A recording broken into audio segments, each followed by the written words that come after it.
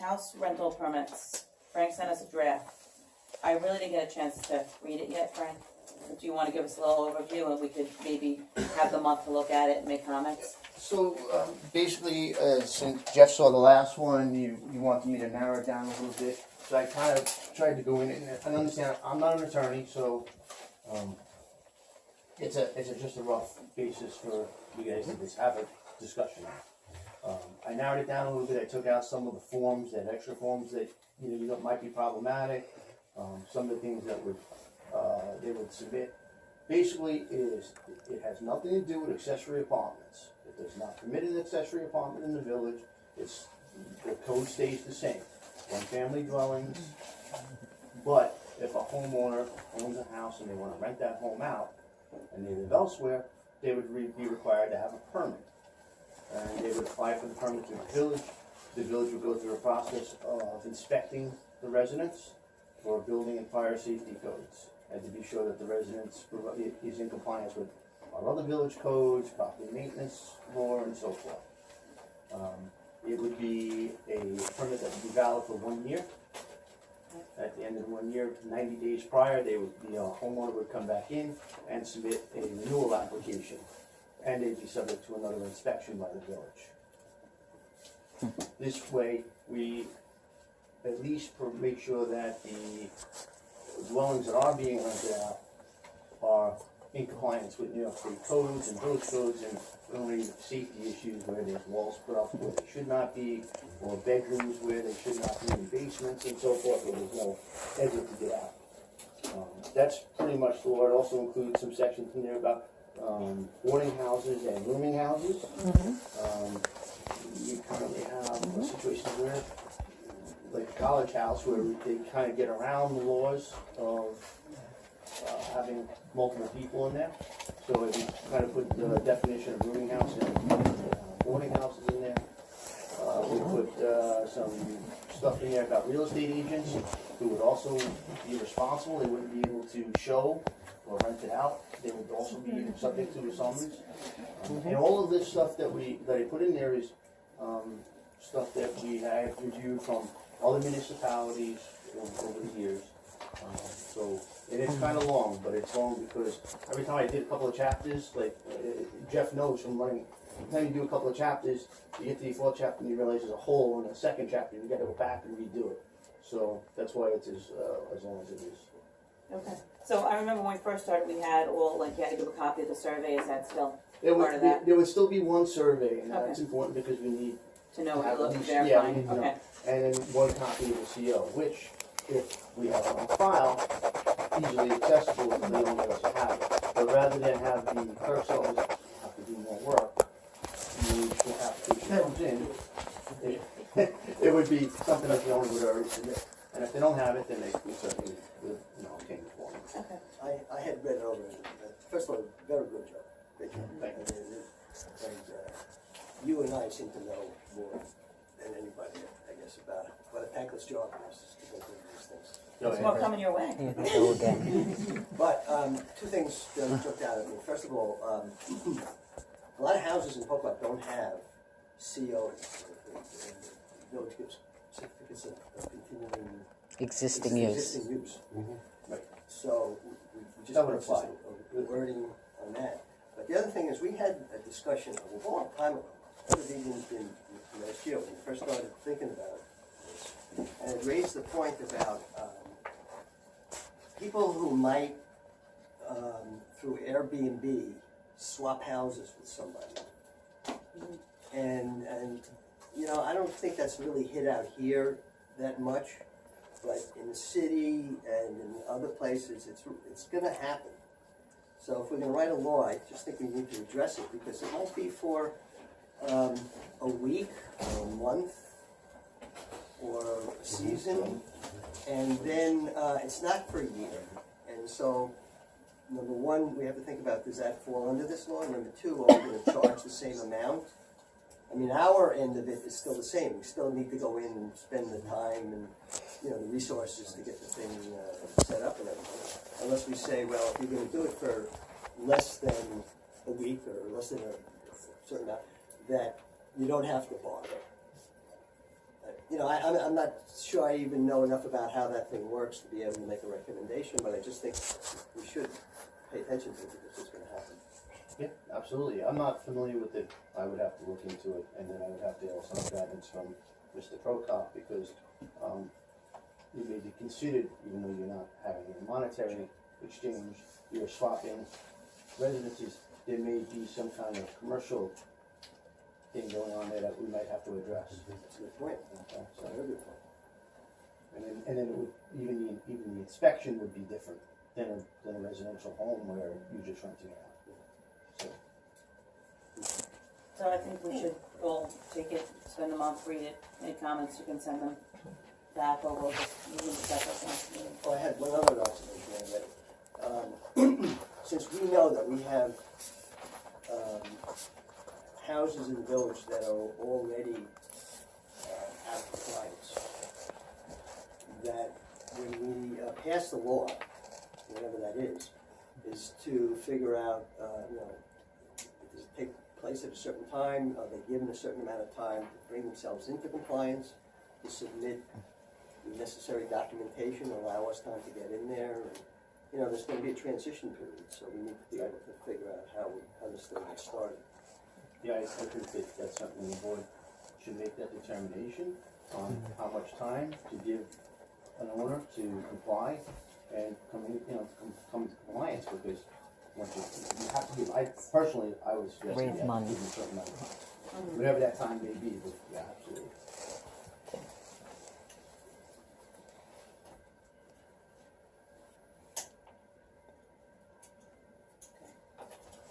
Alright, we'll do that next month then.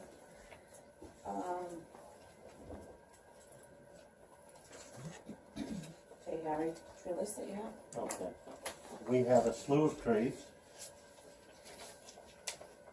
One is at Maple and New Street, right on the corner. There's a triple tree. The outside part of it is dead. The tree service already looked at it and said if you cut that down, the rest of it will foul because it's already rotten through that base. The neighbors, Pisanos, Frank and Nancy, Ron Merle, are all complaining that every time they come down the block, there's more branches in the street. So that has to go. There's a big branch up in a tree at 33 Chestnut on the east side. There's also a very damaged part of a tree over by Spinnering, across from number 16, by the A-frame. There's two trees on Highview. One is a broken tree next to the electric pole that's got to come down. It's rotten through. That's why they said it snapped off. There's also another one that is damaged. Gary said that all they have to do is take them down, and he'll take and cut them up and remove the work. So that should be a little bit cheaper on that end. On Washington Street, there are two trees in front of Long's house and two trees in front of Vinnie's house that you can put a nice thick 8 inches into it. Well, they need to come down. There's two broken trees in front of Eileen Cohen's house. There's a tree. Where is that? Just because The house towards the beach side of Vinnie. There's a tree next to Chris Marr's house on the Washington Street side. We've had 2 trucks hit it already, a FedEx truck, and I don't know what the other one was. I just got to report that a truck hit it.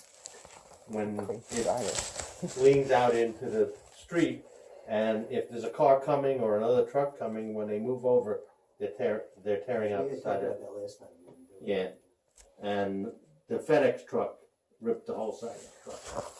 So he wasn't happy because these guys actually own their trucks and whatnot, and they get paid by packages that they deliver. So he wasn't very happy. I don't know if that's going anywhere, but there are some trees on Chestnut and Bayview that are broken. And there are 2 trees at the end of Steve's path behind Milano that need to be taken down. She's complaining, every week she's in here complaining to Joe. They do, I want him downstairs back. Yeah. Yeah. The volumes will be taken care of by 4D as part of the contract, Okay. and the other trees do need to come down. They're not on her property, they're on Billy's property, Yeah. but they're over. There's a little problem over there also. There's a path from their back gate. They have a gate that opens up on that back fence. Right, And they made a path down to the beach. That path has a kayak rack in it. David said, that's gotta go, before he could even think about taking the trees down, because he said he could do that. So that would be cheaper than the tree service. It's their rack on their property. No, it's on our property on the bluffs. On the beach. Yeah. And they actually cleared a path right down to the beach. next to where that furniture is? There's like wooden furniture there. Yes, I think that's right. I don't know. I didn't see it. David said that there's a gate on their back fence there. And the path goes right down, and the rack, which has the kayaks on it, is right in the weeds and whatnot. So he said that's probably gonna get taken out if he cuts those trees. On village property? Yes.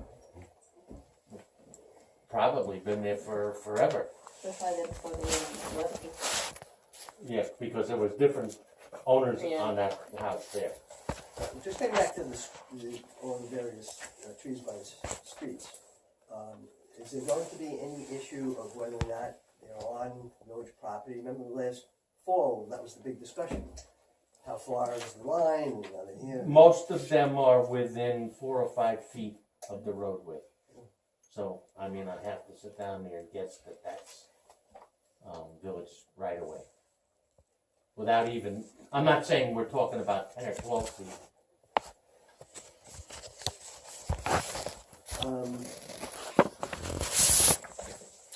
Are any of these like emergency things that we have to do? Really? If they're rotten through, I would sit down and say that constitutes an emergency. Yes, okay. That's on this. And if they're gonna fall down and take down the electric lines on Washington Street especially, I would say that's an emergency situation. I'll tell you why, not because I don't want to do it, because we need to do this so we don't find ourselves in a situation we find ourselves in this fall. But I'm thinking that if it's possible, we budget a certain amount of money for trees to be removed, that we should plant trees. It's been pointed out to me by more than one person who came to visit that Poquott doesn't feel the same because you go in and it used to be so covered with trees and it doesn't, and it's because we had to do it. But if we just plant a tree, a little tree, I just think that at some point it's going to kind of bring us back to the way it was. We have all these old growth trees that are all growing at once. Bob from the community association actually So, I mean, that. mentioned that at one point about that could be one of the issues, along with like new picnic tables and new benches and whatnot. Trees could be added to that list. Yeah, and this way we would pick, they say that there are certain trees that are favored, that was part of the survey. Yeah. So if we were to, and maybe we might even be able to get a deal on it because we're buying more than just 8 trees. You're gonna be shocked. I mean, I walked Trustees Park with GEI, and I think everyone's gonna be shocked how many trees they want to take out. I was shocked. I was almost like, I couldn't believe it. And when we get the report of UC, I think everyone's gonna say, wow, I can't believe that this much stuff has to That's come what out. I was. I don't even think we would have. I didn't think we'd have that many left. I spoke Apparently to there's a somebody whole when side they over were here. cutting the trees and whatnot, doing the survey, and they said that you're gonna be surprised at how many trees we recommend come down. Now, I'm assuming some of these that are on my list here are gonna be the ones they're talking about. Now, I know on the other side, on the preserve side of Washington, across from Long and whatnot. There's lots of damaged trees in there. And, you know, obviously we're not cutting the preserve, but if they come in there and say that, you know, some of those trees should be taken down, that's another issue. Who's gonna do that? Well, one more reason then, I think that we should pair the taking down of the old trees.